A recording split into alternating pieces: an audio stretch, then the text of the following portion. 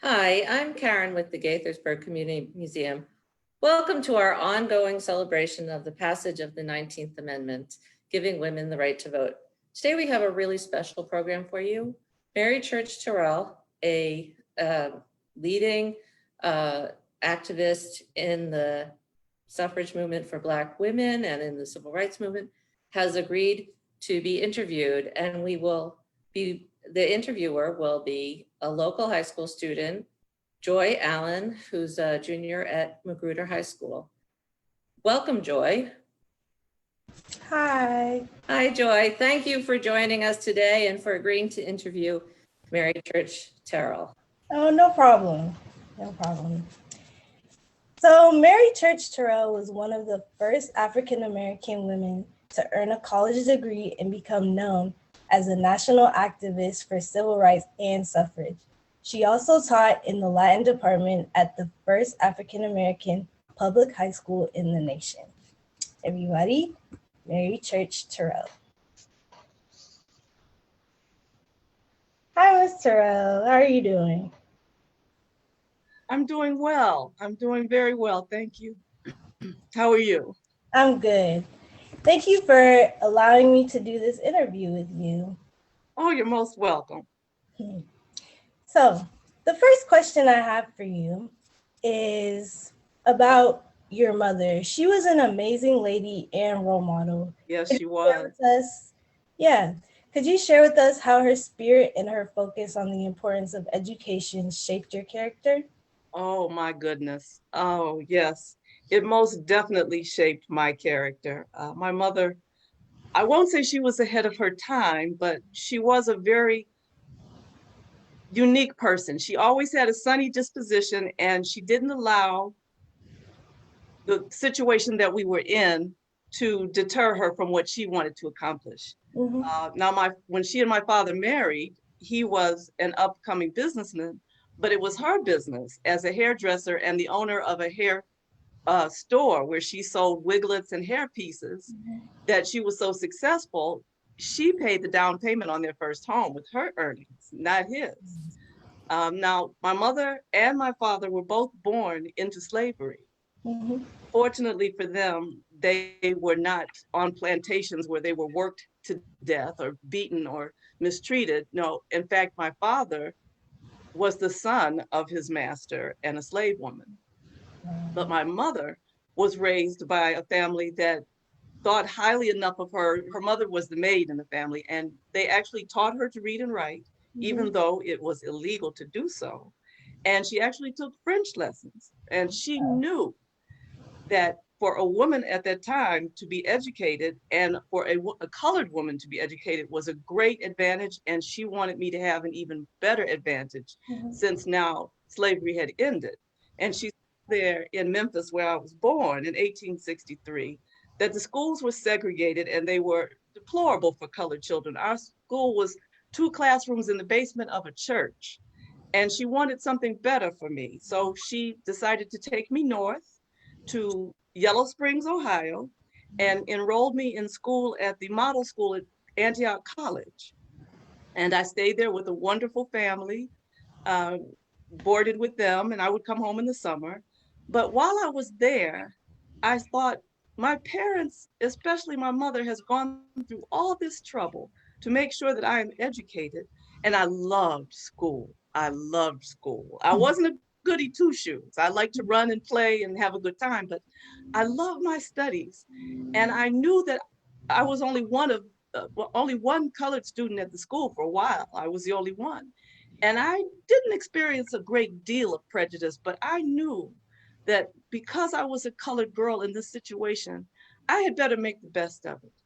And so I studied as hard as I could, and I made excellent grades, and then went on from there to Oberlin High School and then to Oberlin College. And it was because my mother was so enterprising. You know, she and my father divorced, and that was something that did not happen. It was scandalous. Didn't scandalize her at all. She was her own woman, and that's what she decided. And she moved to New York City and reopened a business there and was very successful. So I saw her as someone who determined their own path and made the best of every opportunity that was given to them. And I decided I wanted to do that too. I knew I had privilege, and I didn't want to think of myself as better than others, but instead think of myself as someone who could use what I had to better myself and then use that to help others. Wow, that's great, Ms. Terrell. I Thank you. also read that in your day, our fourth year college path was known as the gentleman's path. Can you That's share with us how you were able to pursue and successfully complete your college education? Oh my goodness. That's a wonderful question because it brings back wonderful memories. When I was in high school at Oberlin High School, and I studied Latin and I studied Greek, and my friends, my women friends, young girls, we were just girls at that time, said, why would you want to study that? That's so hard. And while you're doing that, you could be out having a good time instead of having 2 extra hours of studying. Besides, you'll never find a husband if you're too smart. Where are you going to find a man of our race that knows Greek and Latin? Now, that got to me for a moment, but it didn't deter me completely. I said, no, I want to study as much as I can when I go to school. So I wrote to my father, and by this time, he was very, very wealthy. He was the wealthiest colored man in the South.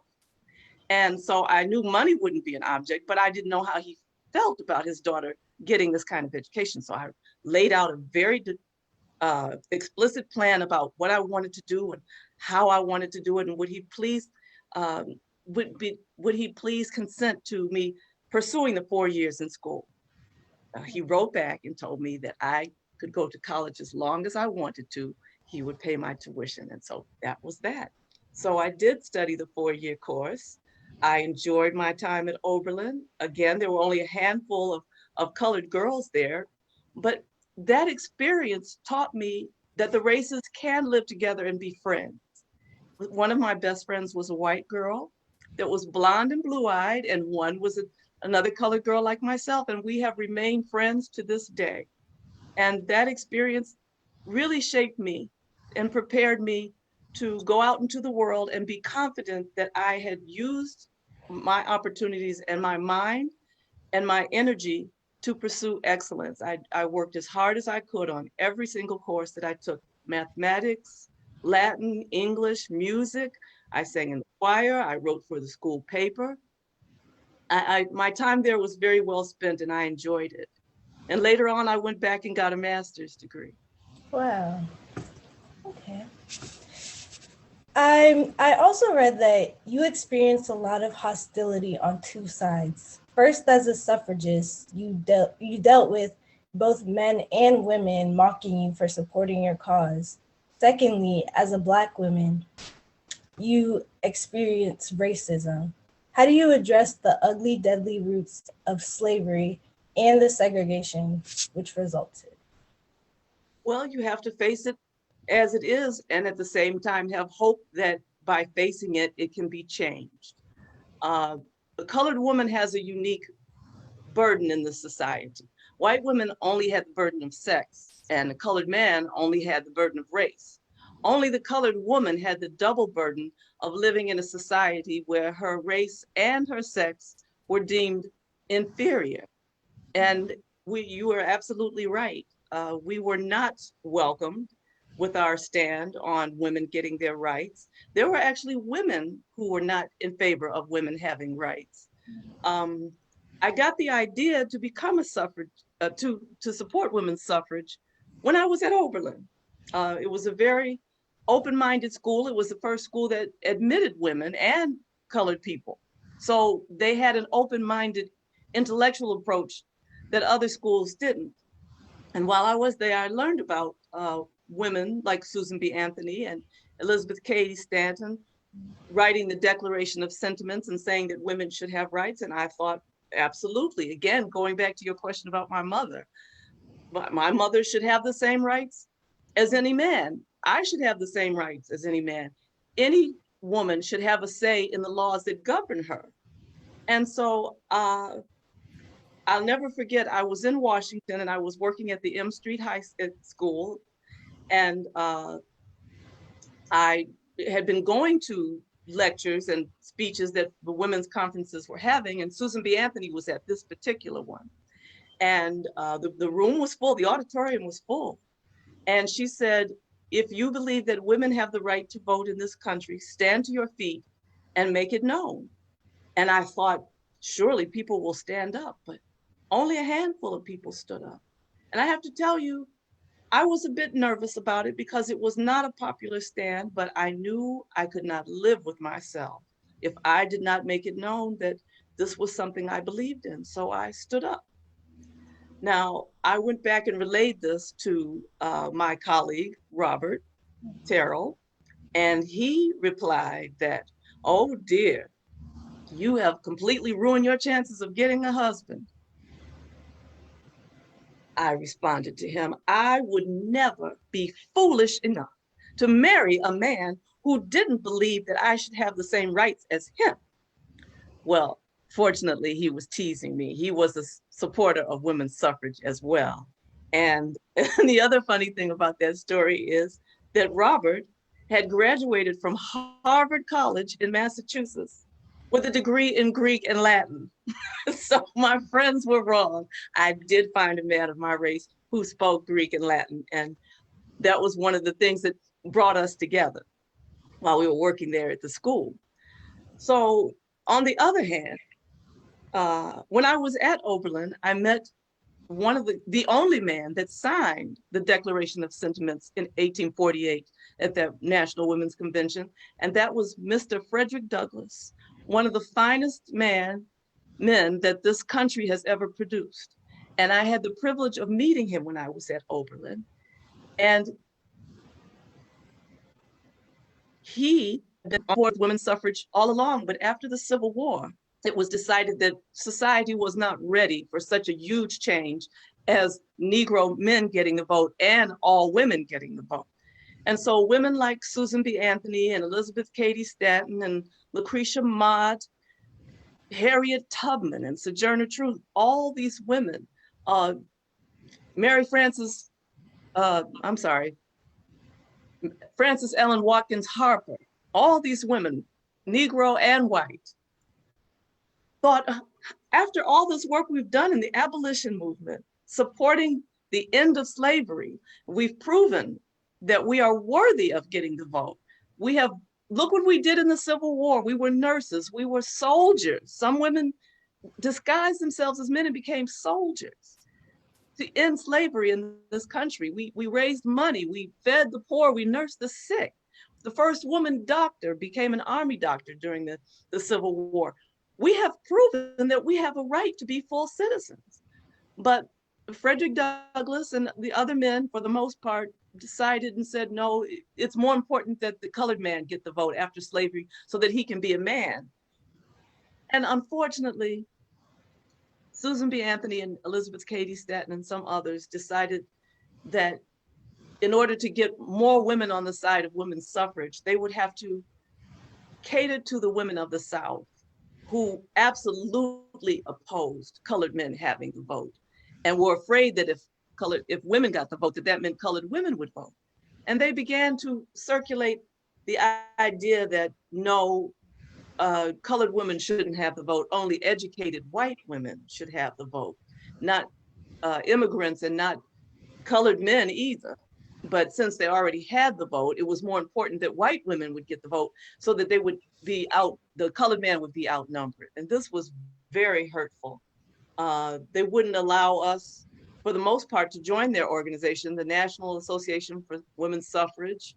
Lucretia Mott started a different group, the American Women's Suffrage Association, and they were opposed to kowtowing to the Southern prejudices and all the horrible things that they said, that, that the colored man was low and mentally inferior and not deserving of the vote. And mind you, these were my friends. And because of our friendship, I was the one colored woman who could go before them and speak. And so I used that opportunity. Once at Washington, when we had a convention, they were passing around a petition of things that they wanted to be addressed by the government. And one of them was they wanted a petition saying that they wanted to end cruelty to animals. And I thought to myself, Colored people are being lynched. We are being denied jobs, decent housing, decent wages, but you won't put this on your platform. You don't want to admit that the colored woman needs a vote when most colored women are working as laundresses or domestic work and can't get into school because of prejudice. And you want to pass a law about animal rights? There's nothing wrong with that. But I stood up and I said, you want to pass a law and you're standing up for animal rights? I want you to stand up for the rights of colored women. We are not going to move forward as a country until every white person in this country understands that holding down the colored man and the colored woman is denying the country the greatness that we have to offer. So I tried to be diplomatic about it. I tried to use my connections to the suffrage movement to further our cause. But as I said, we had the burden of being perceived as inferior because we were women and because we were colored. It was an uphill battle, but I never lost hope and I never used that as an excuse. I had my education, I had a loving, supportive husband, and I had all these women who were my friends who wanted to see our race progress. And look at how much we had progressed in just 50 years after slavery. We had colored women who were doctors, who were lawyers, who were teachers, who were starting schools, starting their own businesses. And every chance I got to speak to the suffragist organizations, I reminded them of this fact and let them know that they were on the wrong side of history. Wow, that is powerful. So, Ms. Terrell, I understand that you were in the 1913 March. Can you tell us about that? Oh my goodness, yes. Speaking of the suffragists and the barriers to colored women joining, this is a perfect example. They didn't want to alienate the white women of the South, so they discouraged us from participating in the march. Alice Paul was the organizer of the march, and it was a brilliant idea. It was the first time that women had ever marched, and there were thousands of women that had come from all over the country. And so the Delta sorority had just begun at Howard University, and my husband was an alumnus of Howard, and of course it was the premier institution of learning for colored people in the country, and we were living there in Washington. So I connected myself with these young women, and they said, since it formed in 1913, the first gesture to show that we are here to serve and are serious about our studies and our future as colored women, uplifting our race, is to participate in the march. And so they wrote to Alice Paul and said that the sorority was interested in marching. Well, they never heard back from her. And then news got out that we were being discouraged from participating, and the National Association said, no, you have to include them. They have to be given every courtesy that everyone else is shown. But it was discouraged. And then my good friend Ida B. Wells, who was also, well, she was born in Mississippi, but she lived in Memphis as well. She was in Illinois, in Chicago, and she was very active in the suffragist movement, and she was the one who was the most adamant about ending lynching as well. Lynching was an horrendous problem. That is what propelled both of us into the movement of advocating for our race. Was we had a mutual friend in Memphis, Tom Moss, who was lynched, and he had done absolutely nothing wrong, and that propelled her to write her research about lynching and travel to Europe and all over the country speaking about it. And that is what propelled me to not only become a suffragist, but to use my pen. I wrote articles and went around speaking about trying to take away the myths that were being spread about colored people, that, you know, that we were low and degraded and debauched and all the other horrible things that the newspapers said. I stood up for my people on any platform that I could. And so we did get to march. They asked us to march in the back of the parade. And as it turns out, maybe even though that was insulting, it might have turned out in our favor, because the men that came out, and you can see in that photograph, there were thousands of people there. It was the day of Woodrow Wilson's inauguration, and there were more people at the parade than there were at the inauguration for the president. And the men were harassing the women in the parade, throwing things, grabbing them, ripping their clothes, and the police did absolutely nothing until finally the captain of the police sent in the army, and they had to escort the parade because it had become a mob scene almost. It was horrendous the way these men were behaving. But these brave women, they continued that march, and it really was a beautiful event. And after that, we picketed the White House, which is something else that had never happened. And so we made history, but Ida made the most history because she refused to march at the back of the parade. She stood on the sidelines, and when the Illinois delegation came along, she stepped out from the side and with her two friends who supported her and said that they felt that they should stand up to the South and not give in to their prejudice and their race hatred. And she marched in the parade with her delegation, and I've always admired her for that. And speaking of your husband earlier, as a married woman, how does your husband see your role in the suffrage movement? Is he supportive?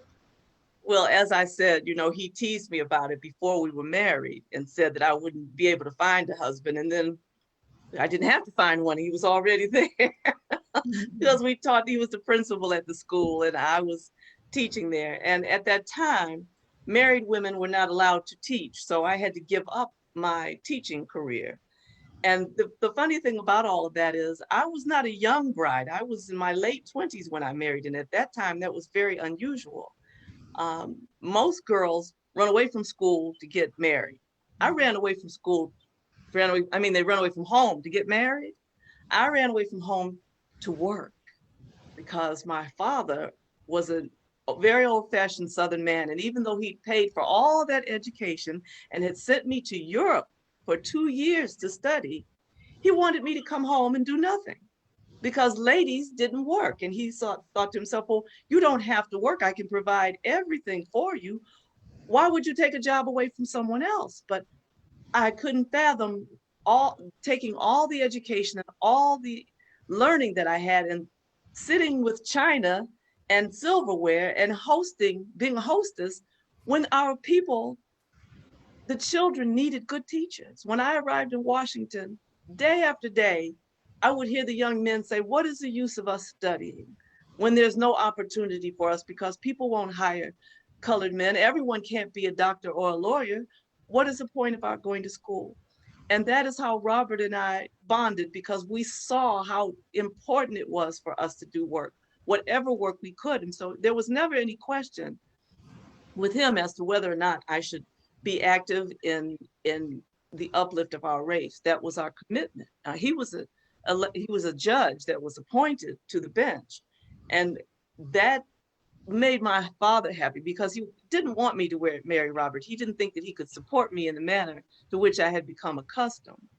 But Robert won him over by telling him that he was very ambitious as a lawyer.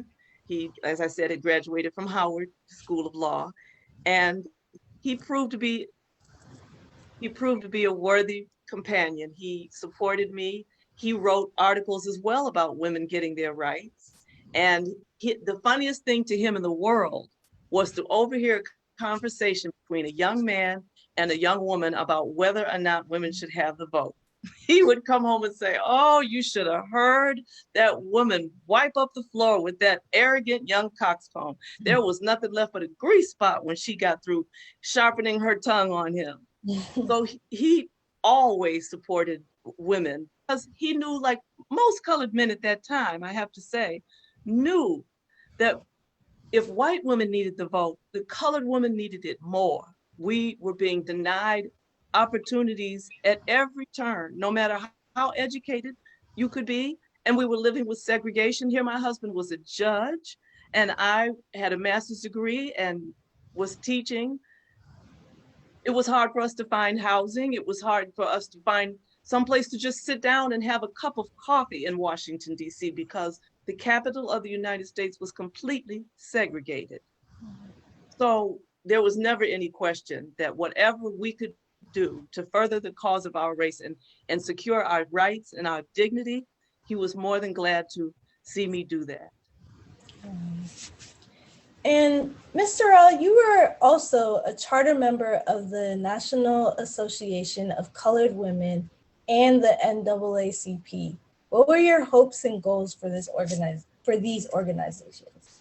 Oh, well, as our banner said, we were lifting as we climbed. We wanted to lift our people up out of the degradation that slavery and the remnants of that mentality of us being only here to serve others and not have aspirations and dreams of our own.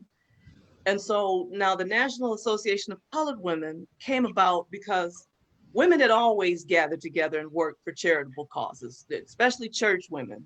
You know, we had benevolent societies and missionary societies. And so women had been organizing even before slavery ended, as abolitionists, as just any outreach, things that people needed, women would organize and help with, building schools, taking care of children, taking care of our elders, whatever. And so as time went on and slavery ended, and we saw we still had to work together because we were not accepted by the predominant race, we also noticed that slavery didn't end the prejudice against us. And as I had said before, in the newspapers, in the songs, in the advertisements, colored women and colored men were portrayed as buffoons, as whores, as anything but decent, respectable people. And the straw that broke the camel's back was when, again, my friend Ida B. Wells was going around lecturing about lynching and how it was defended as because they said that the colored man was lusting after white women, and so he deserved this treatment, and this was to deter that kind of bestial behavior. And she, of course, spared no words in deterring that lie. And so one of the journalists in St. Louis said that she and all Black women were whores and that all Black men were thieves and rapists, and there wasn't an honest one among us. And that was the last straw. That was when we said, we are going to come together and defend our honor and prove that we are decent, intelligent, respectable ladies, and we should be treated as such. And we're going to demand that we are treated as such. And so we're going to uplift the women who are not educated, who have not had opportunities, because if we don't reach out to them and to their children, then we will perpetuate this poverty and this lack of understanding of how to live together as one nation. And so the National Association of Colored Women was founded, and we set about every city that had a group. You know, we didn't determine one agenda. We said, you know what your community needs, do that, and we will support one another. So we began kindergartens, we began job training programs, we opened up residences for young girls who were coming up from the South looking for work because they ended up usually in deplorable situations because of segregation. And so we were lifting as we climbed and proving that we were capable and deserving of a chance to have opportunities that anyone else. And the NAACP started basically for the same reason, because lynching was so horrendous. There had been a horrible race riot in Springfield, Illinois. And so white and Black and Jewish men and women came together and said, we need to organize so that we can be a force politically and change the laws that are allowing our people to be killed and harassed with no legal recourse. No one was ever arrested in any lynching. It was always justified as the victim's fault. And the NAACP's goal was to end that, was to get the law to treat colored as well as white fairly. And that is my aspiration to this day, that the United States live up to its creed and defend and protect all of its citizens, regardless of whether they are women or men, Black or white. And so those were my goals and aspirations, and they still are. Okay. Well, we are now living in very turbulent times, and we see and experience inequality, racism, and deadly arrests. I read about the cruelty experienced by suffragists who were force-fed with hoses in their mouths to swallow milk and eggs. Could you give us some advice on how we might move forward to justice and peace? Yes, yes. And thank you for mentioning that it has been a difficult struggle. It wasn't just about people not liking us or maybe throwing things at us or calling us names. Women went to jail. In fact, on the day that the National Association of Women Suffrage contacted me and asked me to picket, which I had been picketing with my daughter Phyllis, um, I wasn't available to go. And that very day was the day that they first arrested suffragists for marching and picketing in front of the White House. And had I been there, I would have gone to jail. And the treatment that they suffered, as you said, was horrendous. The food had bugs in it, so they refused to eat it. And then they were, like you said, force fed. So it was a hard-won battle. And I have a pin that the association gave to all the women who picketed. But yes, the struggle didn't end then. Once we got the right to vote in 1920, the next thing to do was to organize. And that is what I say to this day, whenever there is a problem with mistreatment of people, with denial of certain basic rights, you have to organize and state your case and state the facts and reach across the aisle to people who will be your allies and not be discouraged by those who counter you. Unfortunately, the belief that women or anyone other than the dominant faction doesn't deserve the same rights is deeply rooted in many people, unfortunately. But I happen to believe that we can change these things, and I've seen the laws change. Now, Alice Paul has put together what she calls an equal rights amendment. And I have worked with her for that. But I have also, ever since we got the right to vote, have made sure that there are women's voting organizations all over the country. And we learn how to vote. We learn what the issues are on the ballot. We learn about the politicians. We have them come and talk to us and tell us what they are going to do for us if they want our vote. Because if they are not in compliance with what we believe is in our best interest, we won't support them. And this is how you make change. If you are united and they know that they need your vote to win an election and that you will support them if they support your cause, you can make changes. I've seen it myself. We haven't won the battle, as you said. It's still very, very turbulent, and there are still forces working against equality for all people. But if we unite and we do not allow ourselves to be discouraged, we can overcome those obstacles. I absolutely believe that in my heart. I'll never forget when, as I said, my father sent me to Europe to study. And I was in Berlin and I was walking down the street and I was passing the US consulate and I saw the flag. And I got misty-eyed because I got homesick and I thought, oh, there's Old Glory. And this little voice whispered in my head and said, that flag won't protect you when you go back home. You'll be discriminated against. You won't be able to go into a hotel and get a room. You won't be able to sit down at a table in a restaurant and have a meal. So why are you so excited about seeing the flag? And it pierced my heart. But I said, even though it has mistreated me and my people, we have lived in the United States for over 300 years, and our blood and our toil and our sacrifices built that country. And even though it has not been fair to me, I love it. And because I love it, I'm going to work to change it. And that is what you have to do when you feel discouraged. You have to remember the sacrifices of others and not give up so that you can live out their dream. Wow. Well, thank you for your time, Ms. Terrell. Those are You're all so my welcome. for you.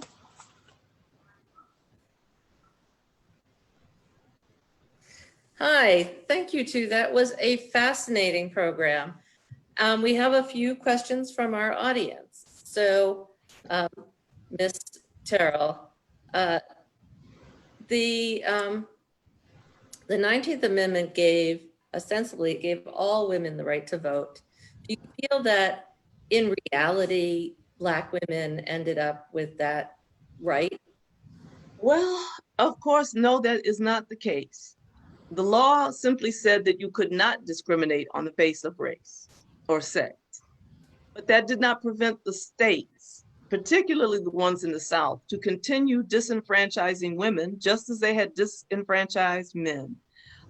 After Reconstruction in 1870, colored men were routinely disbarred from being able to vote in the South. And if they showed up at the polls, they were in danger of losing their lives. And many people did lose their lives attempting to vote.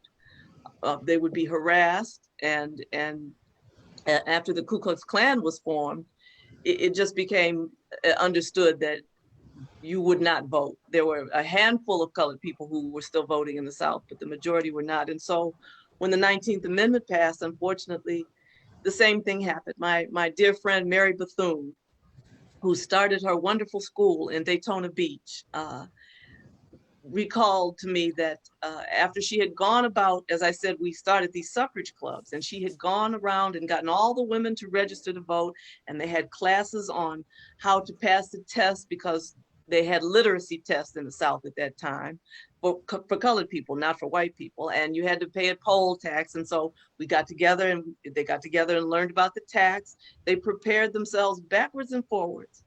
And the Ku Klux Klan came and marched all through the town and then marched around the campus in an attempt to intimidate them. And it didn't work the first year, but they continued to do it to the point where after about the third election, they had seriously decreased the role of those who were still voting because it was just too dangerous. And then, of course, immigrant women, Chinese women could not vote. Native American, the Indian women could not vote. And so, no, it was one step, and it was a very important one. But again, that is why we had to continue going to court and educating ourselves on where the politicians stood, because if they were not going to do something about that, we didn't support them. Okay, Joy, did you know anything about this history when we asked you to do this program? No, I actually did not. So it was a really interesting and intriguing project for me to do, because I've always loved learning about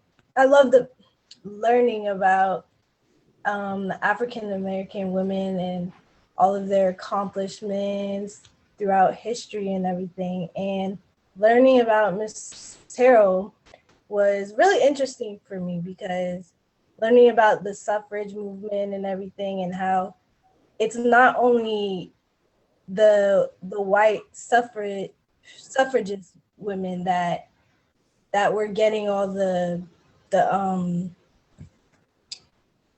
inequality. It was the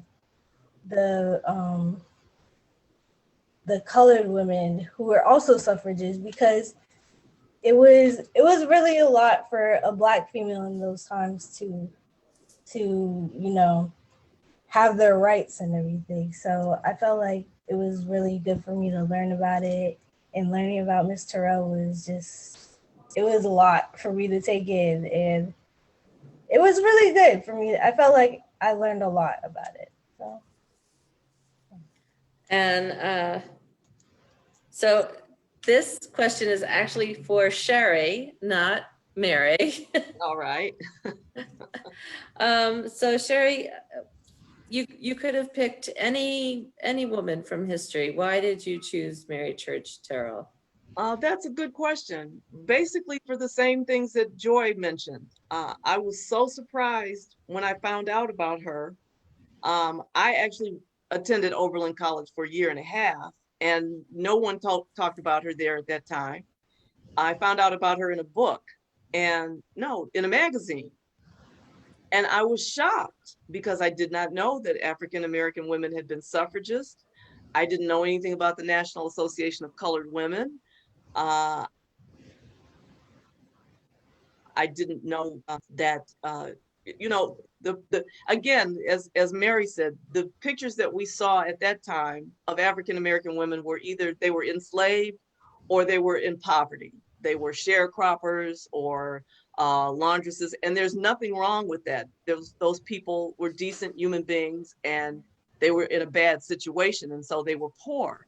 But we didn't learn about educated African-American women who were movers and shakers, who were active in the law, in medicine, in politics, and did all kind of amazing things, wrote books, lectured, traveled.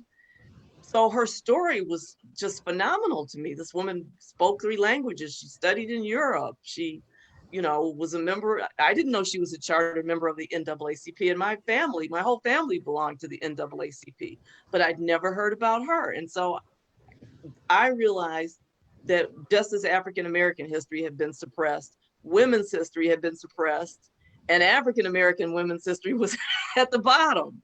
And so I was so impressed by her elegance and her intelligence and her commitment. She never let up. She wrote, she spoke, she marched. She could have lived a life of luxury. She could have been what her father wanted her to be, a Southern lady that entertained and bought lovely dresses and had nice things. And she absolutely did not do that. She knew that lynching was wrong, that disenfranchisement was wrong, that segregation was wrong. And in her 80s, she led the movement that started the lawsuit to end segregation in Washington, D.C. So she never let up. She never let up. And that was so admirable to me. I said, I want to tell her story.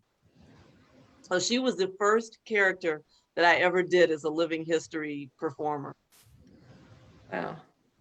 So drawing on the history you know from Mary Church Terrell and your own personal history, would you have any advice for the young women of Joie's generation?